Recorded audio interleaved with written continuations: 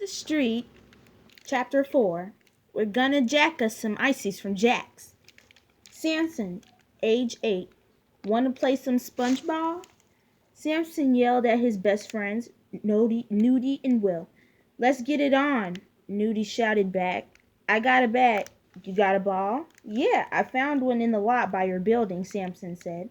That must have been the one I lost, Nudie replied with a grin.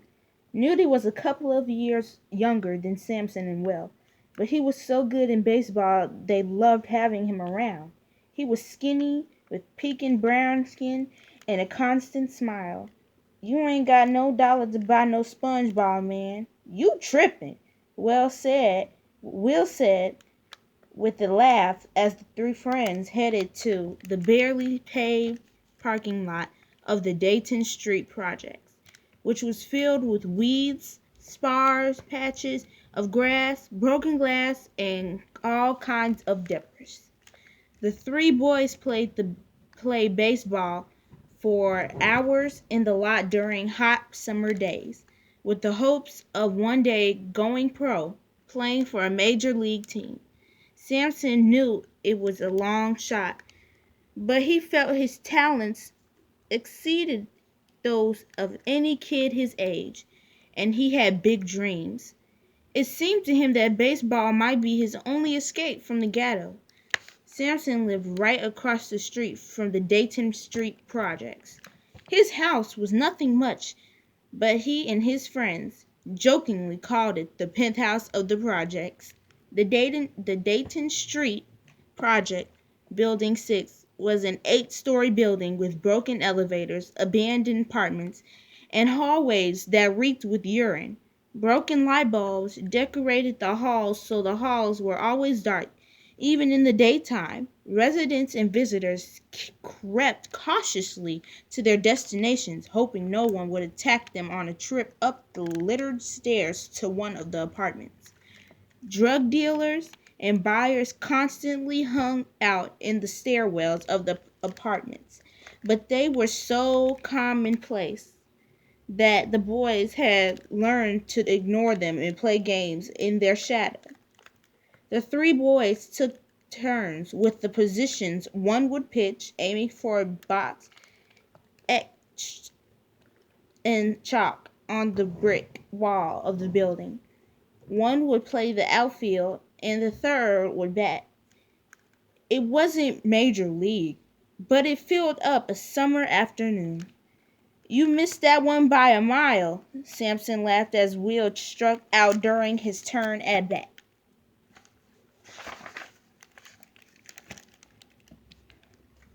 That's 'cause you can't pitch, Nudie retorted. Their laughter was interrupted by an angry-looking man with a deep red scar across his cheek. He ran directly toward Samson. Give me that bat, the man demanded viciously. Nudie and Will huddled close to Samson, ready to back him up if necessary. The three were tight. Samson knew better than to refuse, so without a word, he let the man, a neighborhood drug dealer known as the Bomb, snatch his bat.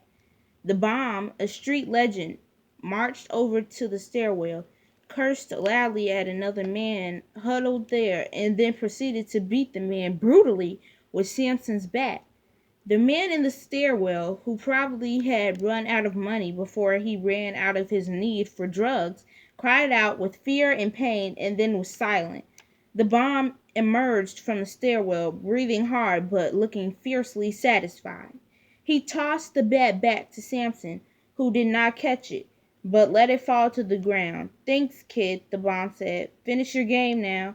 He disappeared down the street. The three boys, who somehow had lost their desire to play ball, headed down Dayton Street.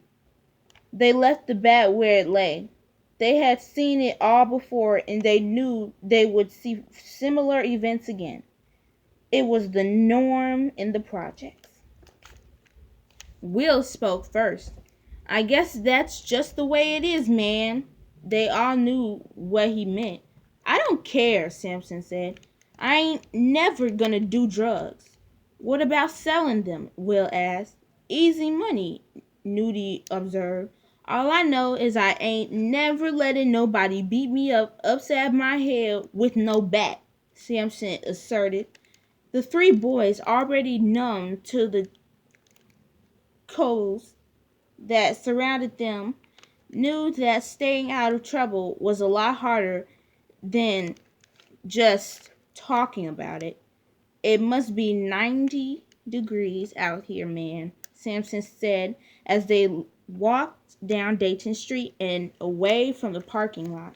SpongeBob always makes me thirsty, Nudie said, wiping the sweat from his forehead.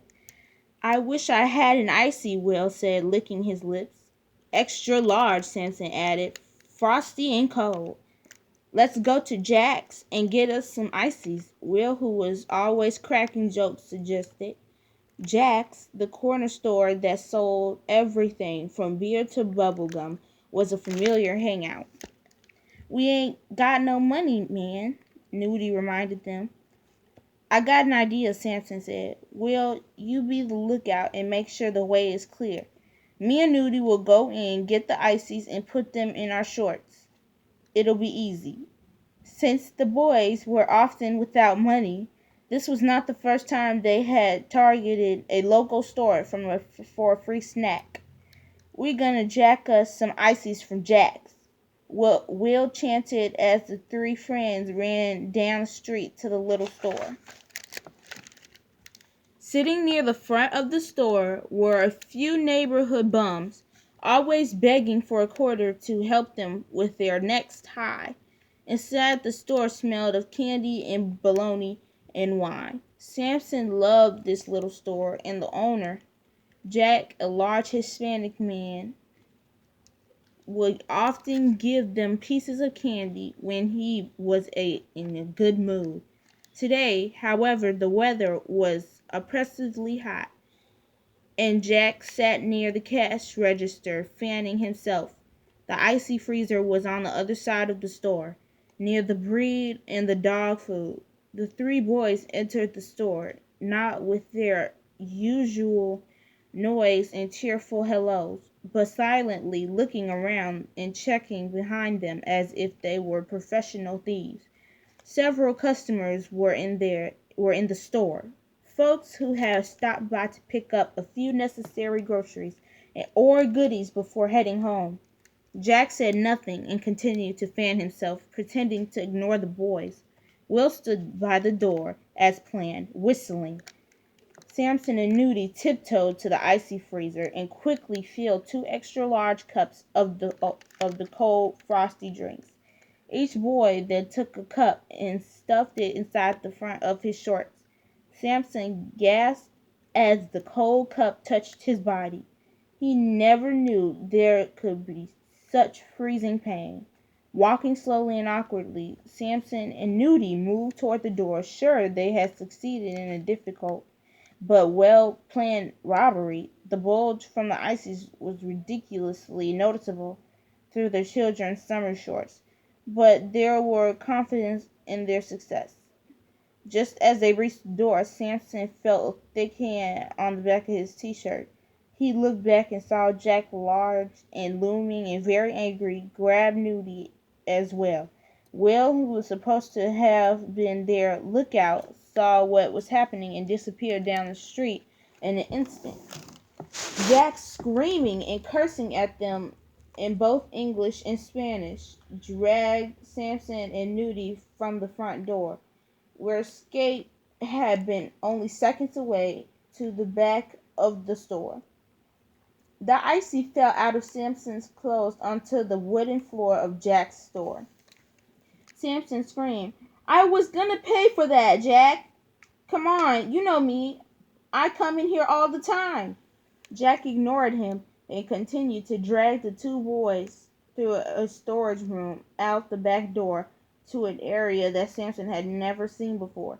Samson and Nudie screamed and prayed for their lives. They had both heard horror stories about how Jack would chop the hands off of people who stole from his store. There was a fenced-in area outside. Behind the fence stood the two biggest German Shepherd dogs that Samson had ever seen. The dogs barked loudly and ferociously at all the screaming and commotion in front of them.